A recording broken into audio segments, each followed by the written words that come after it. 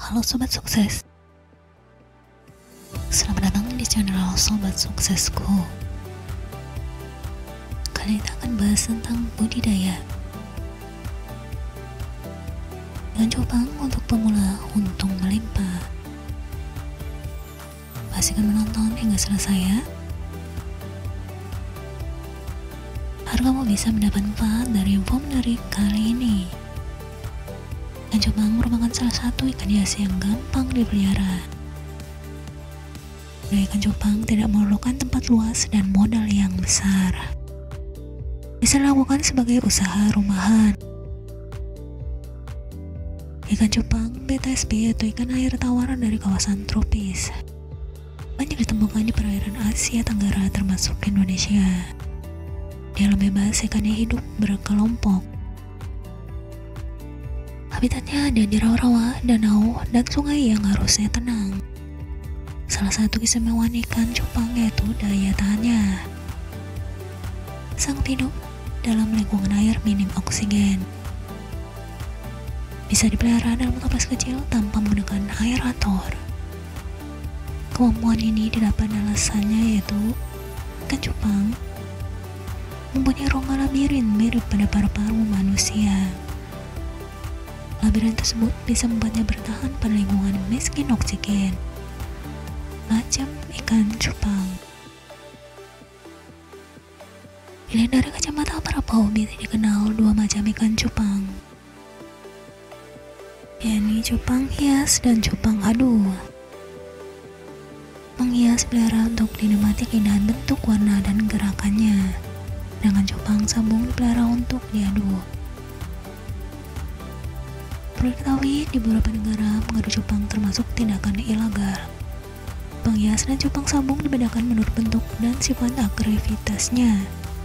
Untuk mengetahui lebih jauh, silakan lihat cupang hias versus cupang adu.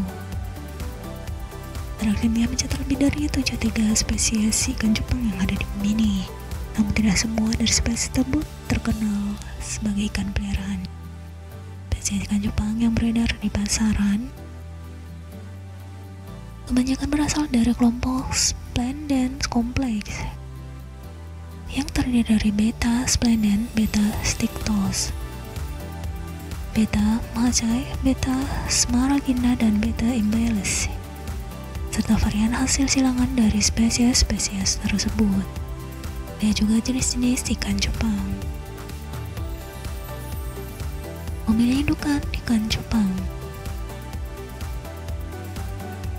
Untuk memulai budidaya ikan cupang, langkah pertama yang harus dilakukan yaitu mendapatkan indukan atau bibit berkualitas.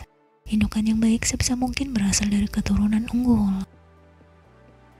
Kondisinya bugar, bebas penyakit, dan cacat bawaan. Simpan indukan jantan dan betina di tempat terpisah. Tips membedakan cupang jantan dan betina. Jantan gerakannya lincah, sirip dan ekor lebar mengembang. Warna cerah, tubuhnya lebih besar. Betina gerakannya lebih lamban. Sirip dan ekor lebih pendek, warna kusam, tubuh lebih kecil. Sebelum pemijahan dilakukan, pastikan indukan jantan dan betina sudah masuk dalam fase matang gonan atau siap untuk dikawinkan. Adapun ciri-ciri indukan yang telah menawarkan siap kawin yaitu sebagai berikut. Untuk cupang jantan, berumur setidaknya 4-8 bulan. Untuk tubuh panjang, siripnya panjang dan warnanya terang atraktif. Gerakannya kasar dan lincah. Untuk cupang betina, berumur setidaknya 3-4 bulan.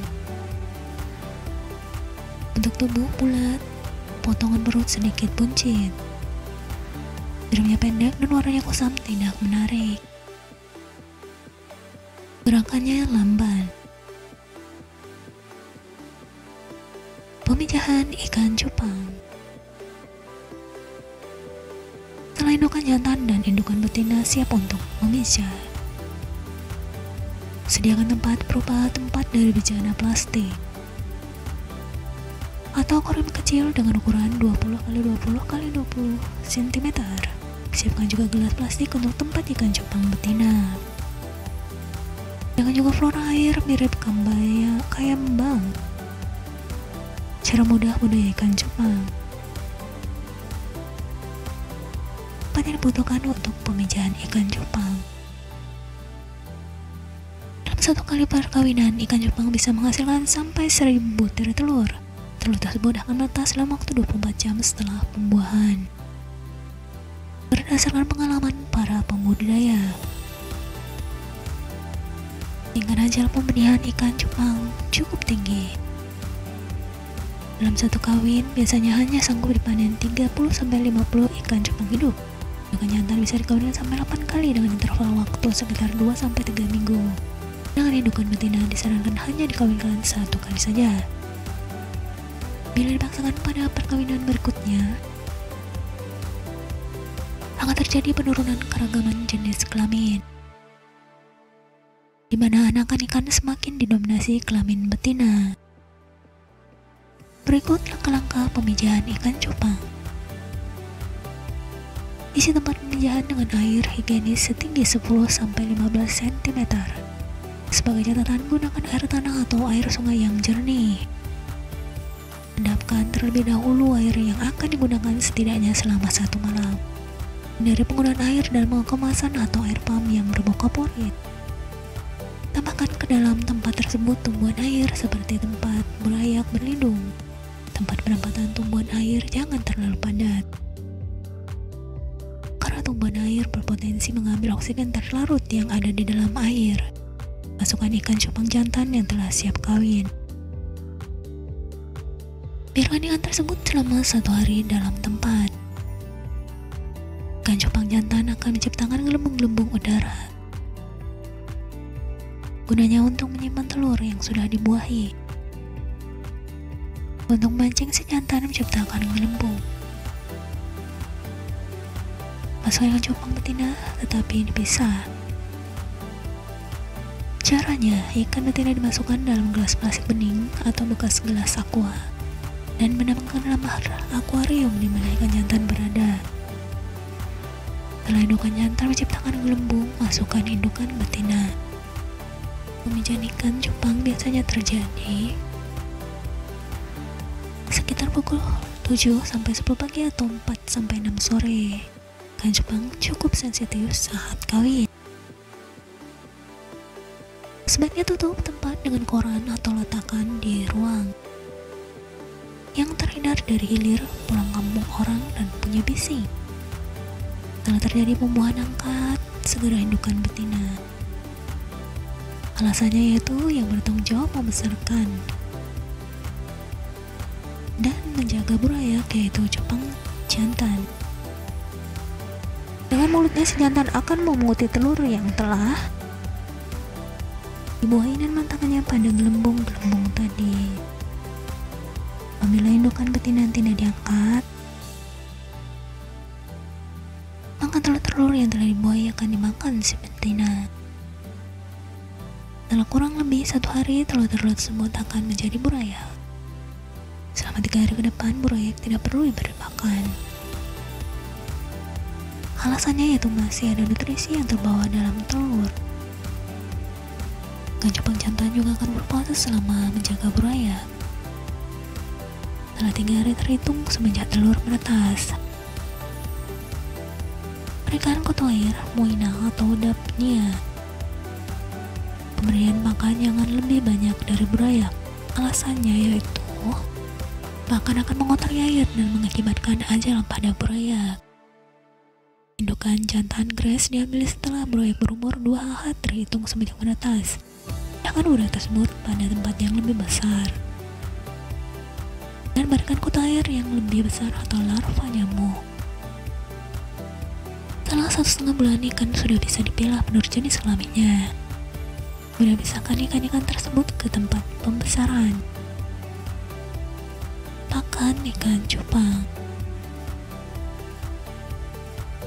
Makanan favorit yang bisa diberikan pada ikan cupang yaitu kutu air, cacing sutra, dan larva nyamuk. Bahkan sebaiknya diberikan sesering mungkin, contohnya 3-4 kali sehari. Semakin sering frekuensinya, semakin baik. Lebih baik sedikit-sedikit tapi sering daripada sekaligus banyak. Hari ini untuk mengurangi risiko penumpukan sisa, bahkan yang bisa menimbulkan berkembangnya penyakit. Kutu air bisa didapatkan di selokan-selokan yang terkenal atau belinya dari toko akuarium. Kalau tidak memungkinkan, kita bisa menyediakan kutu air sendiri. Silakan lihat cara budidaya kutu air Daphnia dan Moina. Perawatan ikan cupang. Seperti sudah jelas sebelumnya, ikan cupang relatif tahan banting. Bisa dipelihara dalam akuarium tanpa menggunakan aerator. Ikan ini tahan terhadap tekanan air yang minim oksigen. Walaupun begitu, sarankan untuk tetap menjaga kualitas air dengan memberinya aerasi dan filter pembersih, supaya ikan bisa berkembang tepat dan selalu dalam keadaan bugar, terutama untuk perawatan ikan kontes. Tidak disarankan memelihara lebih dari 1 ikan cupang jantan yang telah remaja dalam 1 akuarium, terlebih kalau ukuran akuariumnya kecil dan tidak ada tempat berlindung. Ikan-ikan tersebut bisa saling menyerang satu sama lain. Akibatnya sirip-sirip yang tidak mulus dan warnanya kurang keluar. Khusus untuk ikan cupang aduan, kita bisa masukkannya ke dalam toples beling kecil. Berdasarkan beberapa pengalaman, semoga ikan lebih kasar simpan di tempat. Jangan letakkan toples ikan secara berdekatan, karena ikan cupang aduan akan terus dalam keadaan siap menyerang dan membenturkan dirinya ke kaca. Dengan sekat tidak tembus pandang di antara toples-toples tersebut. Gantilah air yang terdapat dalam tempat secara berkala. Lihat apakah ada penumpukan kotoran dan sisa pakan pada dasar tempat. Penumpukan tersebut bisa menimbulkan penyakit. Bahkan ajal pada ikan alasannya yaitu pencemaran air. Demikian sedikit saran bisnis wirausaha mandiri buat teman-teman semua. Semoga terinspirasi dan pastikan selalu pantau terus channel ini untuk info bisnis dan tutorial menarik lainnya. Jangan lupa subscribe dan nyalakan notifikasinya sobat sukses, agar kamu bisa update video selanjutnya mengenai aneka informasi tentang dunia bisnis peternakan dan perkebunan. Sampai jumpa di video selanjutnya.